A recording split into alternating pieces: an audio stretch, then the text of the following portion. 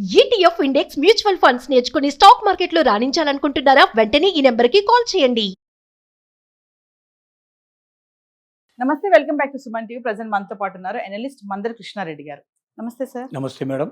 Sir, ఇప్పుడు ఈ visa rules Trump ఎప్పటికప్పుడు మారుతున్నటువంటి ఈ క్రమంలో అమెరికాలో ఉన్నటువంటి H1B వీసాదారులు ఎవరైతే ఉన్నారో వారితో పాటు ఇంకా వేరే ఏవైతే వీసాస్ ఉంటాయో వాళ్ళందరికీ కూడా ఈ సోషల్ మీడియా వెట్టింగ్ అనేది ఉంది. ఆల్రెడీ మనం గతంలో ఒక వీడియో మాట్లాడుకున్నాం.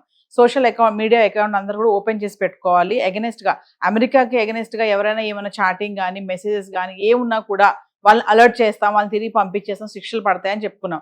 అయితే అది ఓన్లీ H1B వీసా హోల్డర్స్ వరకే అనుకున్నాం. కానీ ఇప్పుడు వాటితో పాటు మిగతా ఎవరైతే ఉన్నాయో వీసాలు వాళ్ళందరికీ కూడా ఇది వర్తిస్తుందని అంటున్నారు. ఇదంతా ఎందుకు అంటే ఒకసారి డీటెయిల్గా సార్.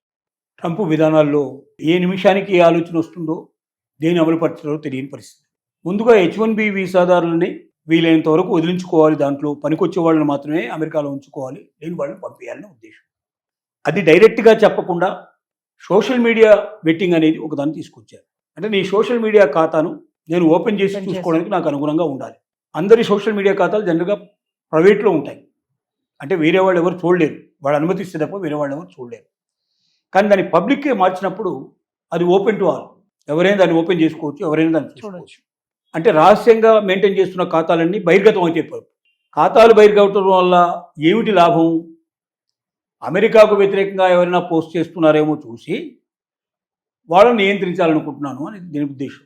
అలా అమెరికాకు వ్యతిరేకంగా పోస్ట్ చేసేవాడు ఎవడు అప్లై చేయడు, ఎందుకంటే నువ్వు దేనికోసం చేస్తున్నావు అని చెప్పి నువ్వు ముందే చెప్పావు. కాబట్టి ఒకళ్ళు సోషల్ మీడియా ఖాతాలో ఎక్కడైనా సరే అమెరికాకు వ్యతిరేకంగా ఏదైనా మాట్లాడినట్టు కానీ, పోస్ట్ చేసినట్టు కానీ, ఏదో ఎవరికైనా పంపించినట్టు కానీ ఇట్లాంటివి ఏమైనా ఉంటే ఆటోమేటిక్గా నా పని అయిపోతుంది, నేను ఎలిజిబిలిటీ కాను అని తెలిసిన తర్వాత వాడు ఎందుకు అప్లై చేస్తాడు. కానీ విషయం ఇది కాదు.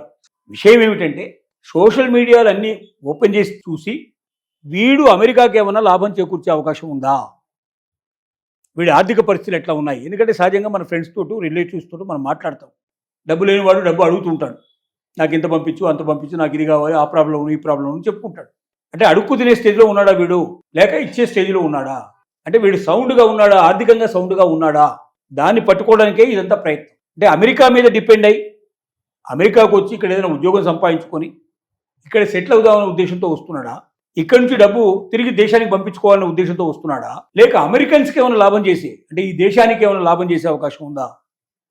వీళ్ళు ఉన్న మేధస్సు కానీ, వీడి దగ్గర ఉన్న డబ్బు కానీ, వీడు అమెరికా మీద డిపెండ్ అయ్యి ఉండకుండా అమెరికాకు మేలు చేసేవాడు రావాలి, అది మెయిన్ ఉద్దేశం.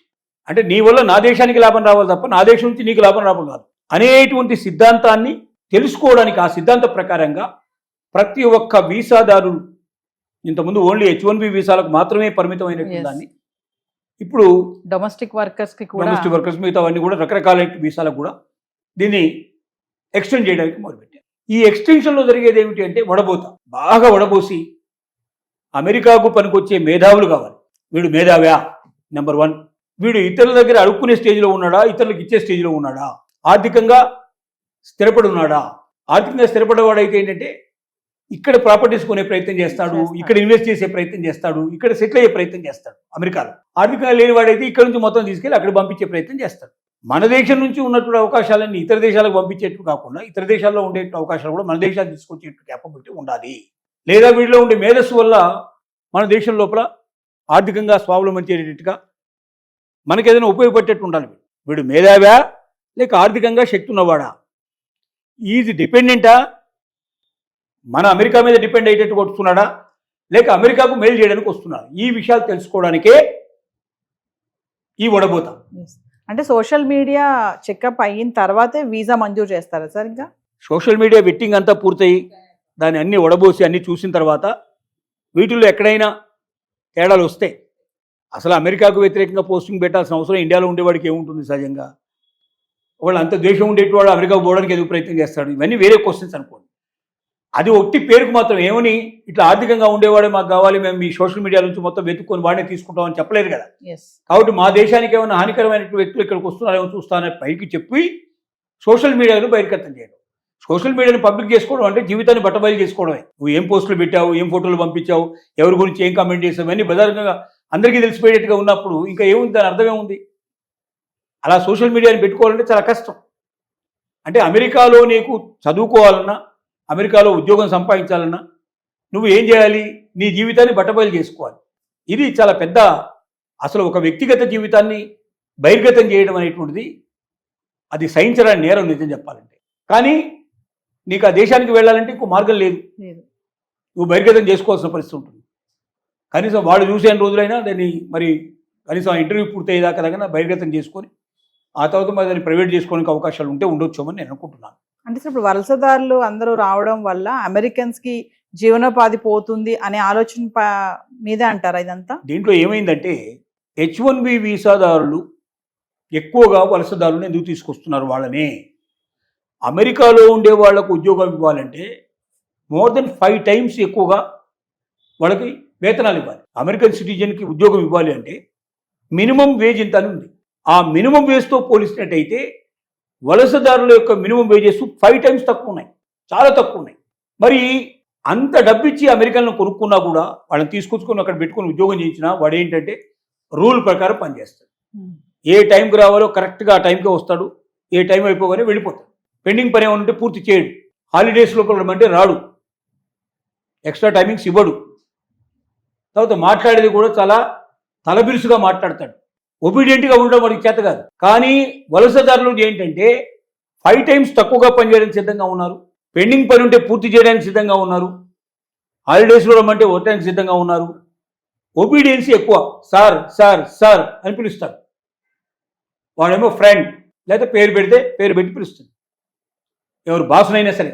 కాబట్టి వలసదారుల ఒబీడియన్స్కి అలవాటు పడ్డటువంటి అమెరికన్ కంపెనీసు అన్ని రకాలుగా వలసదారులను తెచ్చుకోవడమే నయం, మాకు బెనిఫిట్ వస్తుంది, మేము ప్రాఫిట్లో పడతాం, మేము చక్కగా హాయిగా పని పూర్తి చేసుకోవడమే కాకుండా ఒక ఒబీడియంట్ సర్వెంట్స్ని తెచ్చుకోగలిగే అవకాశం ఉంటుందనే ఉద్దేశంతో అమెరికన్ కంపెనీస్ ఎక్కువగా వలసదారులకే ప్రిఫరెన్స్ ఇస్తున్నాయి. కానీ H1B వీసా లోపల తీసుకురావడానికి తో పాటుగా మిగతా వీసాదారులకు కూడా, చాలా వీసాదారులకు అంటే అందరికీ కాకపోయినా మేజర్ పీపుల్కి మేజర్ వీసాలని ఇప్పుడు దీంట్లోకి తీసుకొచ్చారు, సోషల్ మీడియా వెట్టింగ్లోకి తీసుకొచ్చారు. మీరు ఈ సోషల్ మీడియా వెట్టింగ్ మొత్తం మాకు డీటెయిల్గా ఇస్తేనే, మాకు పబ్లిక్ చేస్తేనే మేము దాన్ని మొత్తం చూసుకొని దాన్ని చెక్ చేసుకున్నాక మీకు ఇంటర్వ్యూ డేట్ ఇస్తాం. ఆ డేట్ నాడు మీరు వచ్చి, మీకు డేట్ వస్తే మీరు వచ్చి అప్పుడు ప్రాసెస్ పూర్తి చేసుకొని మీరు అమెరికాలోకి అడుగుపెట్టవచ్చు అని చెప్తున్నారు. ఇది ఒక కుట్ర. కుట్ర అంటే ఏమిటి? అమెరికాకు పనికి వచ్చిన వాళ్ళని మాత్రమే తీసుకోవాలి, అమెరికాకు పనికిరాని వాళ్ళని ఏరేయాలి. ఏరేయాలంటే ఒక వడబోత విధానం ఉండాలి. ఆ వడబోత ఏమిటి? నీ జీవితాన్ని గురించి తెలుసుకునే అవకాశం ఉంది, నీ ప్రైవేట్ లైఫ్ని బహిర్గతం చేసి దాని గురించి పూర్తిగా వివరాలు తెలుసుకున్నాకనే నిన్ను అమెరికాలో అడుగు పెట్టడం అంటే నీ జీవితాన్ని నువ్వు ఓపెన్ చేసేసి నువ్వు నగ్నంగా వాళ్ళ ముందర నిలబడడానికి సిద్ధపడ్డవే. దీనికి ఇష్టమైన వాడే అమెరికాకు వెళ్ళాలని డ్రీమ్లు ఉన్నవాడు అన్నిటికీ సిద్ధపడి ఆ పని చేయడానికి సిద్ధపడుతున్నాడని చెప్పుకోవాలి. నేను చెప్పాలంటే ఏమాత్రం అభిమానం మానధనం ఉండేటువంటి వాడు దీనికి ఒప్పుకోడు, అది లేని వాడు ఒప్పుకుంటాడు. అందుకన్నా వేరే వెళ్ళి చెప్పాలి అంటే నిస్సిగ్గుగా చెప్పాలంటే విషయం ఇది. Thank you sir.